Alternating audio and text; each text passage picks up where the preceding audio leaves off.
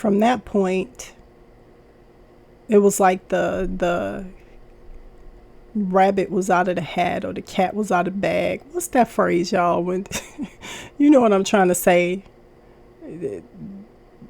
The truth was out. I'll just say it like that. Like the truth or the reality of civil rights and slavery and discrimination and everything was exposed to me from that point. And it was like, from there you see The Color Purple and anything else you could think of that came out during that time. You had the Menace to Societies and the Boys in the Hood, and like, as we've gotten older, we've seen The Help and 12 Years of Slavery and Harriet Tubman. It was just like, what is this? Like, Lord, what is this?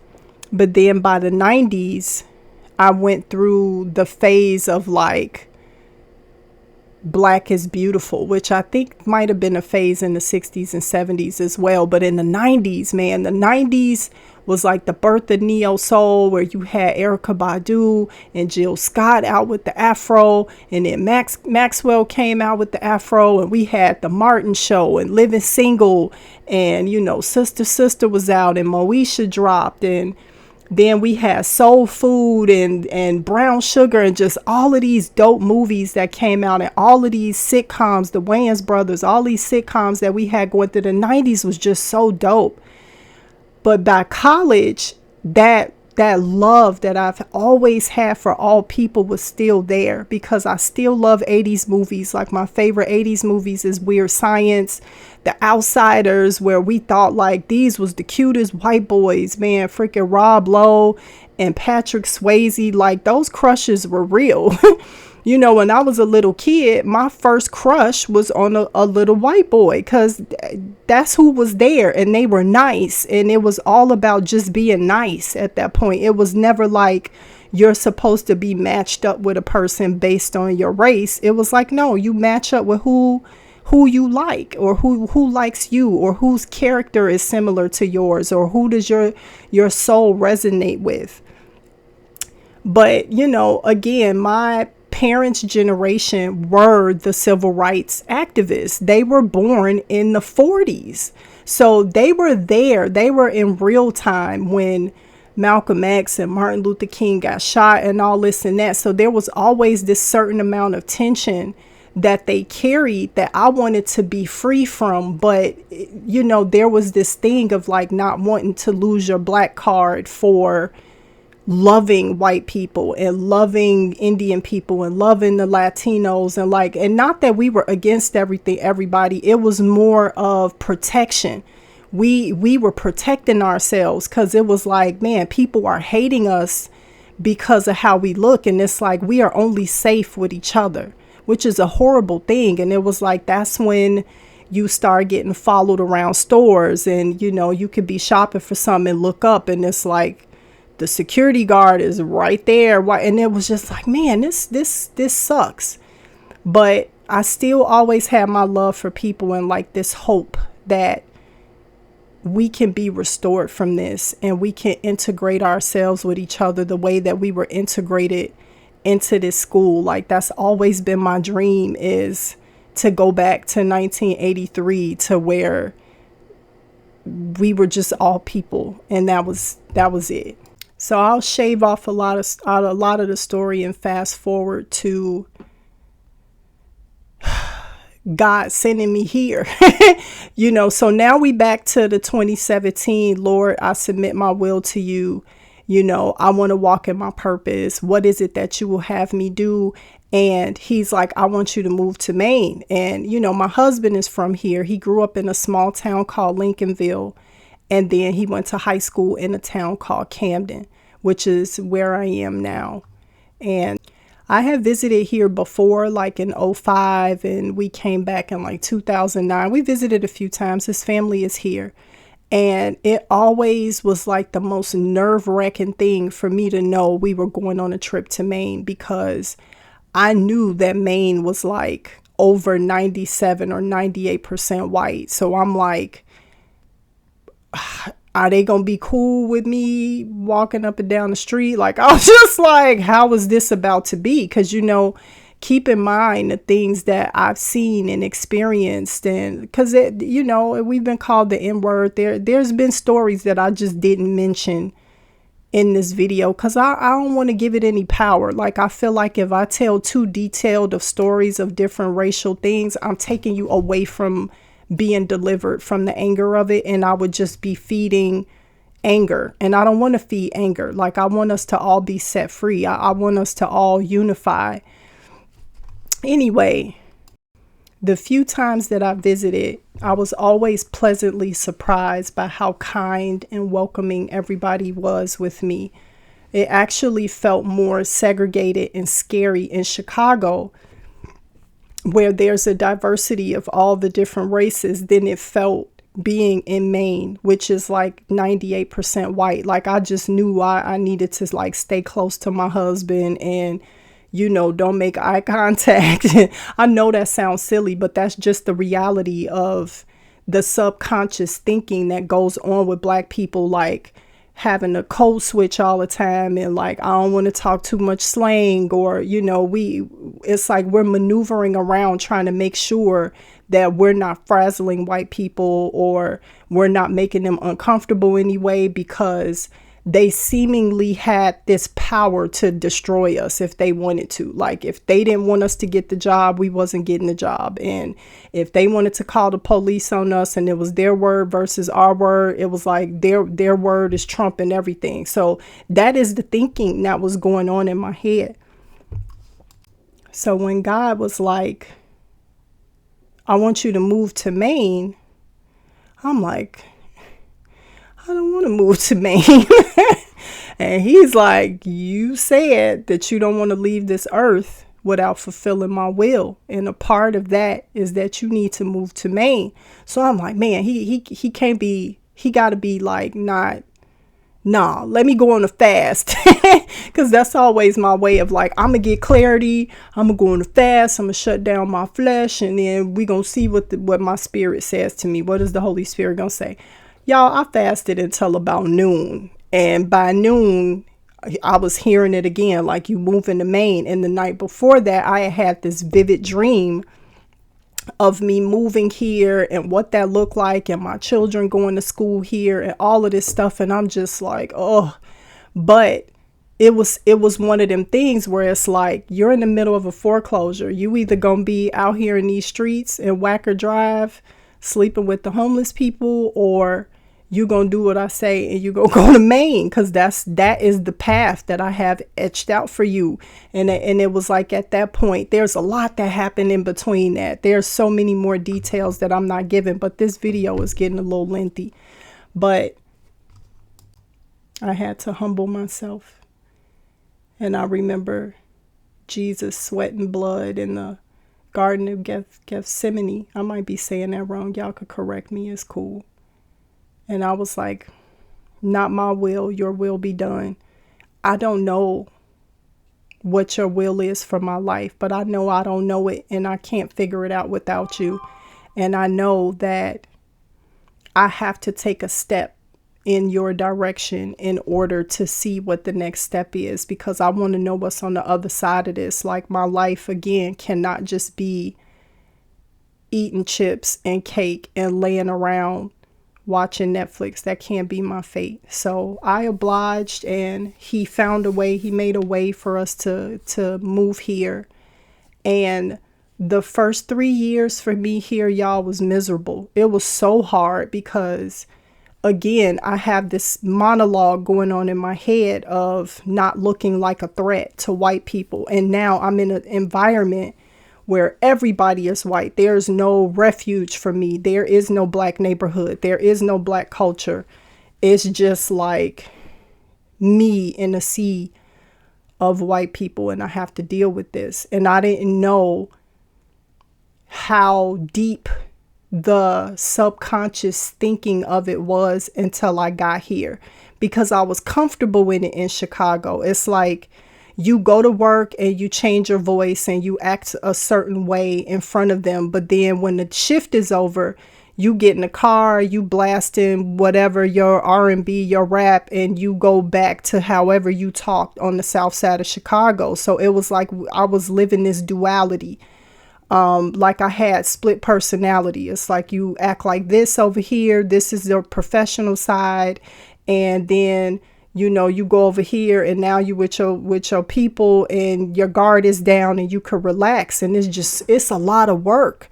So when I got here, it was like I was the other Shaamya continuously. Like I wasn't getting no break. The only time I was getting a break was like just being home with my children and my husband. It's like that's when I wasn't code switching, but it was like code switching at the grocery store, code switching at the gym, code switching at the school. And I'm like, again, not getting these things until looking at it in retrospect, it was making me sick. So I wasn't dressing in bright colors. I was trying to blend in with the environment. So the people around here, they dress like nature. You know, there's a lot of greens and browns and grays like that. You know, it's not a brightly colored city. The nature is brightly colored, but the way people dress here is like camouflage with the scenery. So I was trying to do that too. And now it's like, now I'm wearing Carhartt and puffy vest, and like that's not my style. My style is reds and yellows and oranges and bright greens, and like I was tuning myself down a lot. I remember going into the art store here, and because there was so many items that was like this big, I remember walking through there with my hands behind my back so that I didn't look like I was stealing. And it wasn't until I looked up and realized like this lady is not paying any attention to me. Like she's not concerned if I'm stealing, that I got emotional and I had to go out of the store and cry because I realized that I was subconsciously always shrinking myself to not look like a threat to white people. Because it don't help that I'm 6'1". I'm not a small woman. So I was always like shrinking myself, shrinking my voice. I walked through stores with my hands, you know, just kind of like this. So, and it was in my subconscious thinking. Like I was so used to doing that in Chicago that I didn't realize that was a layer of oppression. Like that was something to make me feel less than. Like I always was walking around with the assumption that they think that I'm stealing. And now that I sat on that for a couple of days, but after 3 years of code switching and trying to make the white people around here feel comfortable, and it was like I had to come to the end of myself. And that's when I went to the Lord. And I'm like, Lord, I'm suffering in this town. Like, why did you bring me here? Why am I here to, you know, be walking around here with all of these different personalities in myself, talking about me with all these different personalities. I'm not dressing the way I normally dress. I'm not talking the way I would normally talk. Like, I need you to tell me what is my problem. Because at that point, I could sense that it was me. Like, I'm always recently in my maturity, as I've gotten older, realized that when stuff is not in order in my life, the issue is me. It's not the people around me, it's me. And I'm like, I need you to show me me. I'm going on a fast because I done gained, I had gotten almost to like 190. And that's a no-no. Like I've had to lose weight so many times. That's a whole nother video, how many times I've lost 70 pounds. That particular number too. But I'm like, I'm going to go on a fast because I'm withering away. Like I got headaches all the time. My back is hurting. My knees are hurting. I'm starting to get arthritis. I'm getting too big and I'm laying around and I feel like I have no purpose. And like, what is the problem? So I'm like, I'm going on a fast. I'm finna shut down my flesh. And I need the Lord to show me what my problem is and help me get healed. So I go on this fast. But I wasn't on the fast long. I was on that fast till about noon. At about noon the next day, I had stopped eating the day before, maybe 3 or 4 o'clock the day before. By noon, I remember looking at the clock and being like, Holy Spirit, what is my problem? Like, why am I having such a hard time in this town? Why do I feel like all eyes are on me? Why am I suffering in this way? I'm nervous all the time. I'm paranoid all the time. I'm feeling like I don't know if somebody gonna call the cops on me because they scared that the black person is. And he said, I need you to forgive every white person that has ever hurt a black person from now today all the way back to the first person that was taken from Africa 450 years ago. And I just sat back. When I tell you that rocked me, and I knew it was God, because no person would ever say to me, you need to forgive every single thing that was ever done to a black person in this country and in the country that you left. Rocked me. I sat on the bed. I looked at the clock for 15 minutes. It was 12 o'clock. I just stared at the clock from noon to 12:15. I had to sit in there, y'all, because I know that was God. That was too much. That had Jesus written all over it. And then he started to flood me with memories. Every image that I had ever seen, every time somebody called me the N-word, every person that followed me through a store. I remember there was a white guy that had seen me and my white friend playing together, and he yelled at us for playing together like, you two shouldn't be. I remembered everything, every movie, every lynching, Martin Luther King images, and them pointing, like I saw it all.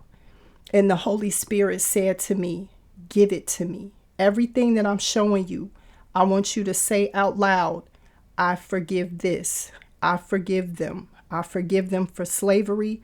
I forgive them for the oppression. I forgive the hangings, the lynchings, I know I can't say this word, but the SA, all the slave kids that was born to slave masters. Give it all to me. And I just started saying that I forgive everything that I had ever seen, that I ever experienced, every scene in a movie, from The Help to everything. He took all of it. And I felt what I didn't even know existed. This bitterness that was buried deep in my heart that I didn't know was there. It disintegrated. I saw it spiritually disintegrate, and he took that stone that had been in my heart and he turned it into flesh. And he said, I will protect you. I want you to walk in freedom. You have nothing to fear. Nobody's going to do anything to you. If I before you, who can be against you? 10,000 can fall at your right side, 1,000 at your left, but no harm will come to you. And I felt myself be released from all of the oppression, everything that happened to my generational lineage. He said, anything that you see from today forward, because I'm aware stuff is still going on. I know that something can happen tomorrow. Something is happening right now to somebody that's racist. He said, forgive it immediately. I will always cover you. I will always cover your children. And he showed me a supernatural wing covering over my body. And from that point on, I stopped seeing the people in town as a group of white people. And I started seeing everybody individually, just souls, individual souls. And he's like, now you can minister to them. Now you can witness to them. Now you can pray for them and believe your prayers.